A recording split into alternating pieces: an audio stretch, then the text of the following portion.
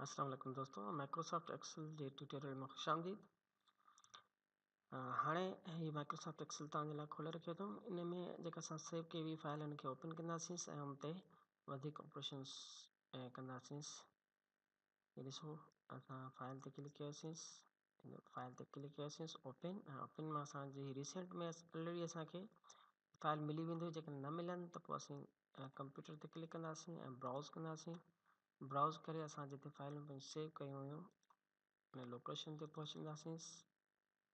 I think students साम्हूं रखियो data. हाँ दोस्तों, ही डेटा स्टूडेंट्स अची वेंदी असांजी डेटा। हिन में असां जेको आहे फॉर्मेट एज टेबल अप्लाई कयोसीं, जंहिंजी हीअ फॉर्मेट असां मिली वियो। असां कॾहिं कहिड़ी टाइम ते डिज़ाइन असीं चेंज करे सघूं था, जेका तव्हांखे सुठ लॻे।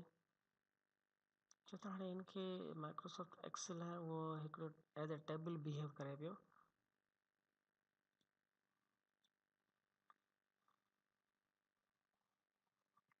दोस्तों, हिकिड़ी ॻाल्हि यादि रखण जी आहे त जॾहिं असीं फॉर्मेट एज टेबल कंदासीं, हाणे ही टेबल यानी बिहेव ई टेबल जे बेस ते कंदो, जंहिंमें कंहिं क़िस्म जो को बि नओं मशीन में ऑपरेशन कंदासीं। सपोज असीं सेल हिकिड़ो आहे, इन सेल में असीं सम कंदासीं।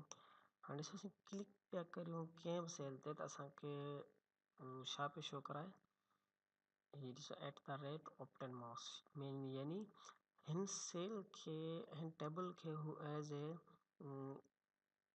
सॼे जेको असांजे डेटा खे हू टेबल में ई कंज्यूम उनखे करे पियो, बिहेव करे पियो असां सां। त हीअ टेबल आहे। बसि असीं टेबल में जेका शइ एड कंदा वेंदासीं, सपोज हाणे इन सां असीं सिर्फ़ु 10 एड करूं चाहियूं था असीं, ऐं त मुकमिल सॼो ॾिसो कॉलम सॼो फिल करे ॾिनी असांखे। त यादि रखण जी ॻाल्हि आहे, जॾहिं असीं फॉर्मेट एज टेबल कंदासीं त कुझु त हिन में आसानियूं आहिनि, लेकिन कुझु हिन में असीं ॾुखियायूं बि आहिनि। हाणे असीं हीअ नथा चाहियूं असांखे हीअ करे ॾे कंट्रोल ज़ेड, त उनजे लाइ वरी तव्हांखे हिकिड़ो ॿी ट्रिक्स ॿुधाइण वाला। हिन सॼी टेबल खे असीं जेकॾहिं क्लियर फॉर्मेट कंदासीं तॾहिं बि एक्सेल खे टेबल ई फील यानी बिहेव कंदो। ॾिसो, असीं क्लियर फॉर्मेट करूं था, फॉर्मेट सभु क्लियर थी वियो, बट लेकिन हींअर वरी बि असीं जेकॾहिं हिन में ॾिसो सम था अप्लाई करियूंसि, कॉलम ते असीं क्लिक कयोसीं त असांजे कॉलम में तव्हां ॾिसी वठो हीअ छा थो शो करे। हालांकि हिनखे छा शो करणु खपे, N6, यानी हीअ सेल असांखे ॾियणु खपे, लेकिन हीअ सॼी हुनजी ॾे पियो, एड्रेस ॾे पियो, सेल जी एड्रेस। यानी हीअ फील कराए पियो, हीअ असांखे बिहेव करे पियो, हिन सॼे डेटा असांजी खे हूअ टेबल बस फॉर्मेट में वठे पियो, सॼी शयुनि खे टेबल फॉर्मेट में वठे पियो। लेकिन असीं न पिया चाहियूं कि टेबल फॉर्मेट में न वठे, फ़िलहाल थोरी देरि जे लाइ। छो त टेबल फॉर्मेट में कुझु ॻाल्हियूं आहिनि जेका तव्हांखे सम्झाइणु चाहियां थो। मसइलन हिन में हाणे हिन जेको ट्यूटोरियल में तव्हांखे सम्झाइणु चाहियां थो त रो जेका आहे, नई रो हिते असांखे का शइ एड करणी हुजे, कीअं एड कजे, या कॉलम असांखे एड करिणो आहे कीअं एड कबो, या असांखे परसेंटेज करिणो आहे त कीअं कजे। असीं हिकिड़ो परसेंटेज लिखूं था त सॼो जेको परसेंटेज अची थो वञे, इहा कुझु न कुझु जेके तव्हां न्यू जेके बिगिनर्स जेके सिखण वारा आहिनि उन्हनि जे लाइ थोरो प्रॉब्लम्स आहिनि। अदरवाइज़ टेबल में एज ए फॉर्मेट टेबल में त बहितरीनु करे पियो, असांखे कुझु आसानियूं मिलनि पियूं, त इहो करे पियो त असांजे लाइ बहितर बि आहे। बट असीं जीअं तव्हांखे सिखाइण जो मक़सदु आहे, उन करे फ़िलहालु असीं छा था करियूंसि, फॉर्मेट खे टेबल ई करे पियो। ॾिसो, क्लिक करे डिज़ाइन में असीं ईंदासीं त असांखे नई डिज़ाइन ई अप्लाई करे ॾींदो। त असीं छा था करियूंसि, फ़िलहालु हिन सॼी जी डेटा खे ॾिसो कॉपी करे हिकिड़ी नई शीट एड करे उन में असीं पेस्ट कंदासीं। नई शीट एड करण जे लाइ हीअ ॾिसो प्लस निशान ते ॾे पियो असांखे, क्लिक करियोसि त न्यू शीट एड थी वेंदी। ऐं न्यू शीट एड थियण खां पोइ हिते असीं जेकॾहिं असीं पेस्ट ई कंदासीं सॼो क्लियर, ॾिसो हिन महिल कॉपी न कोन कयो असां, हीअ कॉपी करियोसि या कंट्रोल C दॿायोसि कीबोर्ड मां, ऐं हिते असीं पेस्ट कंदासीं त असांजो वरी बि जेको सॼी डेटा असांजी टेबल जेको आहे पेस्ट थी वियो। लेकिन असीं चाहियूं था इहा टेबल पेस्ट न थी आहे, just in ji data paste थी आहे या इन जो फार्मूलो पेस्ट थी आहे। त पोइ असीं छा कंदासीं, कंहिं हिकिड़े सेल ते जिते तव्हां पेस्ट करणु चाहियो था उते क्लिक करे पेस्ट जा हिकु नंढो जेको आहे तीर, इनखे दॿायोसि। हितां तव्हां छा पेस्ट करणु चाहियो था, फार्मूला पेस्ट करणु चाहींदासीं। बसि जस्ट असांखे फार्मूला खपे, डेटा खपे टोटल, हीअ असांखे अलॻि सां पेस्ट थी मिली वेंदी डेटा असांजी, जेका फॉर्मेटेड न आहे। अच्छा, हाणे इनखे असीं फॉर्मेट कंदासीं पहिरीं असीं तिन खे जेको सो करियोसि था वेट थिंग जो सेट करियोसि था ऑटो फिट करियोसि था। हाणे असां हिनखे परसेंटेज तव्हांखे ॿुधाइणु चाहियां थो। ॾिसो सम हाणे परसेंटेज ठाहिणो असांखे। ॾिसो क्लिक करियूं पिया त असांखे M6 ॿुधाए पियो, यानी असांखे सेल जो ई एड्रेस ॾिए पियो, न कि सॼे पूरे जेको टेबल एज ए टेबल में असांखे ॿुधाएसि। त असीं छा था करियूं, पहिरीं जेके ही मार्क्स आहिनि कहिड़ियूं जेके ऑप्टन मार्क्स आहिनि इनखे असां डिवाइड था करियूं टोटल मार्क्स सां, वरी इनखे ज़रब ॾींदासीं 100 सां, त असांजो परसेंटेज ठही वेंदो। ही फॉर्मूला आहे परसेंटेज जो। हाणे इंटर करियोसि, ये ॾिसो परसेंटेज ठही वियो। परसेंटेज जो फार्मूला छा आहे दोस्तों, सम करियोसि ऐं पहिरीं जेके खयल मार्कूं आहिनि, जेके ऑप्टन मार्क्स आहिनि, उहे उनखे वंड करियोसि टोटल मार्कनि सां, ऐं जेको जवाबु अचे उनखे ज़रब 100 सां। ही असांजो परसेंटेज ठही वियो। हाणे असीं हिनखे ऑटो फिल सां पाण फिल करणु चाहियूं था। ये ॾिसो सॼो फिल थी वियो। केतिरा परसेंटेज जो आहे दोस्तों, परसेंटेज असांखे सॼी ख़बर पइजी वई। हिन में तव्हांखे ही तरीक़ो ॿुधायां था, नेक्स्ट ट्यूटोरियल में इंशाल्लाह इन खां आसान तरीक़ो परसेंटेज जो तव्हांखे ॿुधाइबो। त दोस्तों इन जो परसेंटेज निकिरी। हाणे असीं कीअं हिकिड़े नओं स्टूडेंट आहे, सपोज हुनखे असीं एड करणु चाहियूं था, त असीं नई रो कीअं एड करियूं।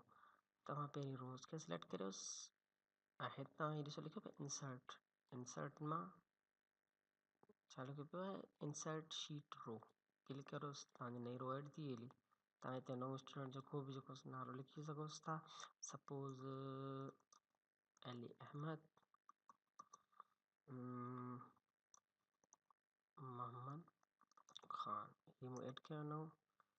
ठीकु आहे, इन जो मार्क्स असीं फिल करियोसि था, suppose 56 mark in English, 65 in math chemistry, he got 76, 86, 53 and 69 and 600।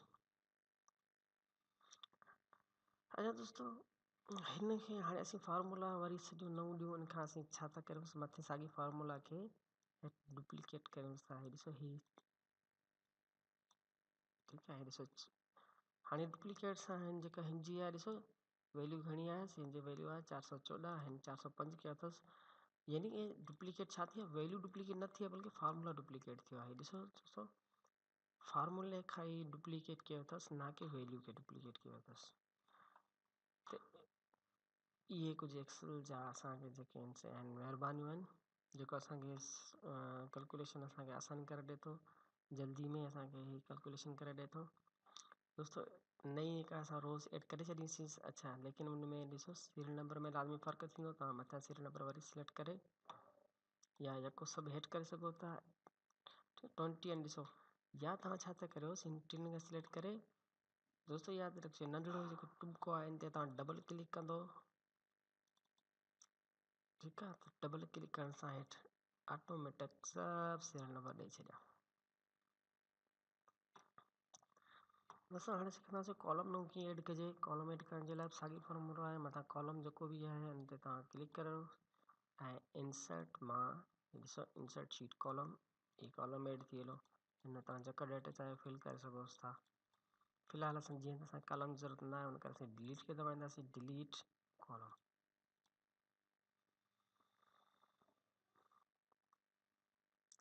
दोस्तों ये साॻी शीट असां जेका शीट 1 जेका पहिरीं असांजी शीट आहे, इन में साॻी परसेंटेज वग़ैरह अप्लाई करूंसि था। पहिरीं इनखे थोरो फॉर्मेटिंग जो सुठो को चेंज करियूंसि, मूंखे फॉर्मेट सही थो लॻे। अच्छा, हाणे परसेंटेज दोस्तों ऑटो फॉर्मेट कबो। ॾिसोसि पहिरीं कॉलम सॼो टोटल असांखे फॉर्मेट बि करे ॾिनई। नओं फॉर्मेट ईअं सम्झो त नओं कॉलम असांखे एड करे ॾिनई। सम परसेंटेज में असां छा ऑप्टन मार्क्स डिवाइडेड मैक्स और टोटल मार्क्स एंड मल्टीप्लाई 100। हितां ॾिसो, हुते तव्हांजी नज़र नथी पए त मथे हिते ई फॉर्मूला बार में तव्हां ॾिसी सघो था ऐं एंटर करियोसि। सो आसानी असांखे इहा मिली वई त असांखे हिकिड़े में असां कैलकुलेशन कईसीं, हिन सॼे में असांखे टोटल कैलकुलेट करे ॾिनो हुजे। अच्छा जेकॾहिं रोज़ असीं ऐड कयूं था, ॾिसो दोस्तो फॉर्मेट चेंज न थींदो। असीं रोज़ ऐड करूं पिया। अच्छा रो ऐड करण जो तव्हांखे ॿियो शॉर्टकट तरीक़ो ॿुधायां थो। हीअ जेको नंबर 8 नंबर रो आहे, ठीकु आहे, इन ते ॾिसो कर्सर इहा आहे, बिल्कुलु रो जे मथे राइट क्लिक करियोसि ऐं इंसर्ट करियोसि, ख़ाली इंसर्ट बसि। ॾिसो रोज़ ऐड थी वई, लेकिन दोस्तो डिज़ाइन चेंज न थी।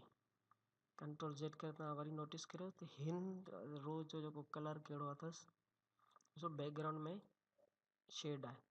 असीं राइट क्लिक करे इंसर्ट कंदासीं त इहा रो जेका जीशन नाले सां ऐड थी वई ऐं मथां शेड वारे असांखे वरी नई रो मिली। यानी कि असीं जेका टेबल एज फॉर्मेट में असीं जॾहिं बि कंदा ईंदासीं त असांखे रोज़ जेका आहे उहा यानी कि डिज़ाइन चेंज न थींदी। दोस्तों हाणे नओं स्टूडेंट हिकिड़ो ऐड कयूंसि था हिते। अच्छा हिते सपोज़ अली अहमद हुते ऐड कयोसीं त हिते बि उहो ई लिखूंसि था, मार्क्स ऐड करूंसि था। दोस्तों नोटिस करियोसि, तव्हां हिन ते तव्हां नज़र करियोसि, ऑप्टेन मार्क्स ॾिसो तव्हां ऑटोमेटिक ठहनि था पिया। ॾिसो तव्हां जॾहिं असीं इंग्लिश में 50 कयोसीं, 50 अची वियो, हीअ ॾिसोसि। वरी जॾहिं असां मैथ में असां 65 या 63 ऐड कयूंसि था, ऑटोमेटिक प्लस थी वेंदो। असां मैक्स मार्क लिखी रखोसि था, जीअं हीअ हिकु परसेंटेज आहे, इहो बि ऑटो थींदो हुजे। ॾिसोसि जेकॾहिं असीं 75 करूंसि था त हीअ मार्क्स जी बेस ते हीअ परसेंटेज आहे ऐं असांखे परसेंटेज जी बि ख़बर पए पई। वरी चेक करियोसि अपने मार्क्स खे ऐं परसेंटेज ॿिन्ही खे चेक करियोसि। अञा हीअ जेके आहिनि से हैरान था पिया मार्किंग में।